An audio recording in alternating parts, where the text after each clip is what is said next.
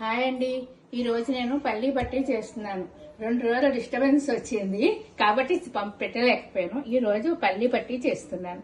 దానికి కావాల్సింది పల్లీలు, బెల్లం, పాకం పెట్టడానికి బెల్లం, పాకానికి కొద్దిగా వాటర్. ఇప్పుడు పల్లీలు బాగానే కళాయి పెట్టుకున్నాను, వేడెక్కింది. పల్లీలు గలగల వేయించాలి, తొక్క ఊడేదాకా వేయించాలి. బాగా వేగాలి, కరకర వేగాలన్నమాట. అది మనం తొక్క ఊడాలి, మనకి అంతలా వేగాలి.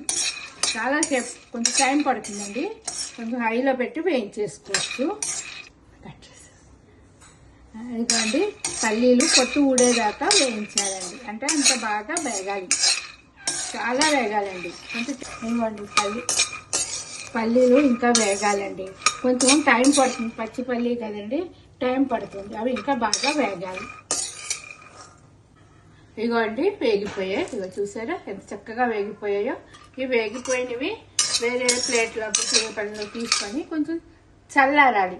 చల్లారితే మనం దాని పొట్టు ఈజీగా తీసేయచ్చు.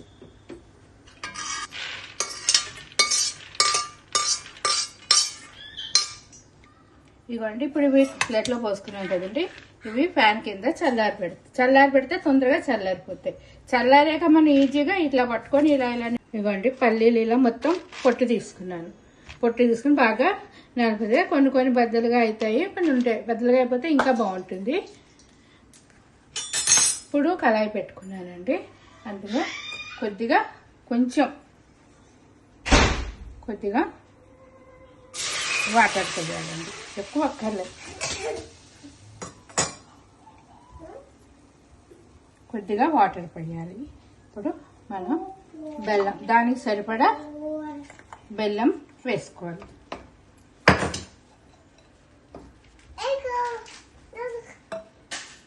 అలాగే బెల్లం వేసుకోండి. 1 టీ స్పూన్ చక్కెర వేసుకోండి, ఎందుకంటే అది షైనింగ్ వస్తుంది. మీకు పల్లి పట్టి షైనింగ్ వస్తుంది చక్కెర వేసుకోవడం వల్ల. 1 టీ స్పూను చక్కెర, అంటే ఎక్కువ తింటే ఎక్కువ కూడా వేసుకోవచ్చు. 1 టీ స్పూను చక్కెర వేసుకోండి. ముక్కల్లా వేసేసండి, మెత్తగా ఉన్నాయి కదా అని. లేదా మీరు కోరుకొని వేసుకోవచ్చండి, చిరకొట్టి కోరుకొని వేసుకోవచ్చు. మెత్తగా ఉన్నాయి, తొందరగా అయిపోతాయని నేను పీసులు వేసేసాను. మీరు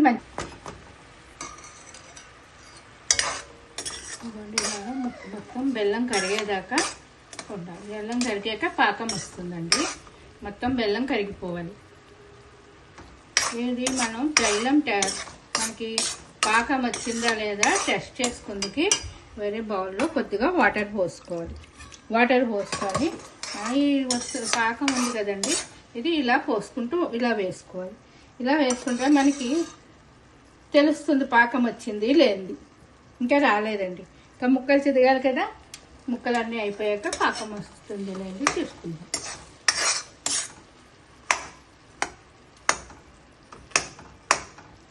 చిదిగే లోపల ఒక పళ్ళానికి కొద్దిగా నెయ్యి రాసుకోవాలి.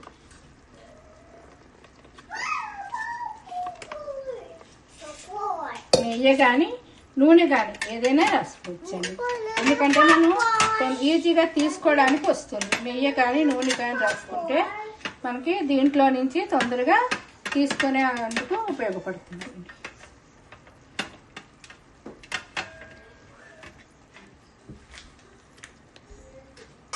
దీన్ని కదుపుతూ ఉండాలండి. గమ్మున ముద్దపాకం అయిపోయిందంటే ఈ గుంట అయిపోతుంది.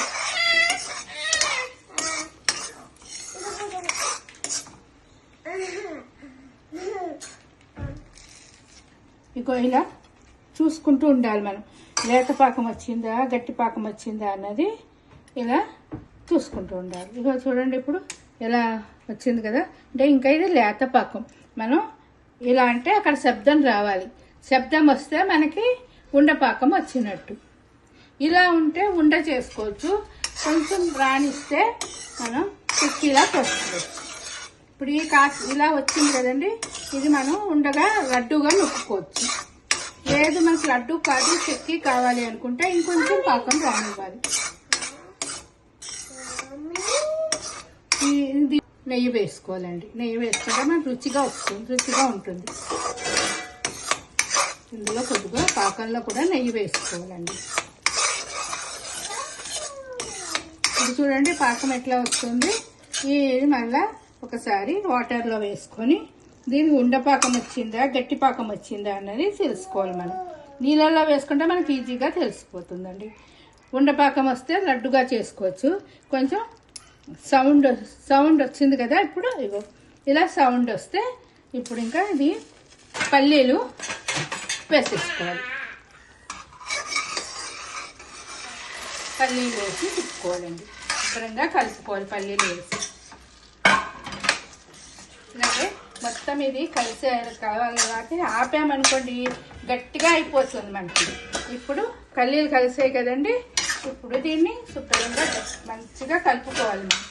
వేడి చల్లారింది అనుకోండి పాకం గట్టిపడిపోతుంది. అలా కాకుండా ఇలా మెత్తగా అయితే మంచిగా మొత్తం పల్లీలన్నీ కలవాలి. మనకి పల్లీలన్నీ కలిసేటట్టు చేసుకొని ఇప్పుడు మనం ముందుగా నెయ్యి రాసి పెట్టుకున్నాం కదండి.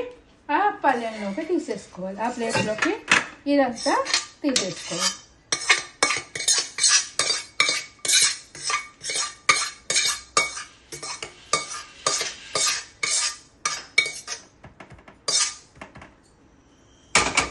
పల్లీల్లోకి ఇదంతా తీసేసుకొని ఇప్పుడు దీన్ని ఇట్లా మనం పరుచుకోవాలండి. పరుచుకుంటే చక్కగా కట్ చేసుకుని ఆరేక మంచిగా చేతికి వచ్చేస్తుంది మనకి.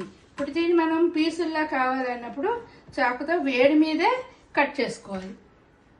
వేడిగా ఉన్నప్పుడు కట్ చేస్తే తొందరగా తెగిపోతుంది. లేదనుకోండి మనకి ఆకారమే ఉంది తినేది కాబట్టి మనం విరుచుకొని కూడా పెట్టుకోవచ్చు చల్లారేక.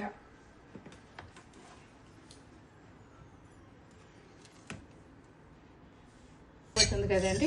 దాన్ని కొంచెం వేడి చేస్తే మనకి మనం ఏ విధంగా అంటే ఆ విధంగా వచ్చేస్తుంది. ఈ వచ్చిందాన్ని మళ్ళీ పల్లి పట్టీలో వేసేసుకోవచ్చు. ఇలా వేసేసుకోవచ్చు అండి. తీపి వేస్ట్ అవ్వకుండా మనం ఇలా వేసేసుకోవచ్చు. దీన్ని ఇలా కరగపెట్టే వచ్చేస్తుంది.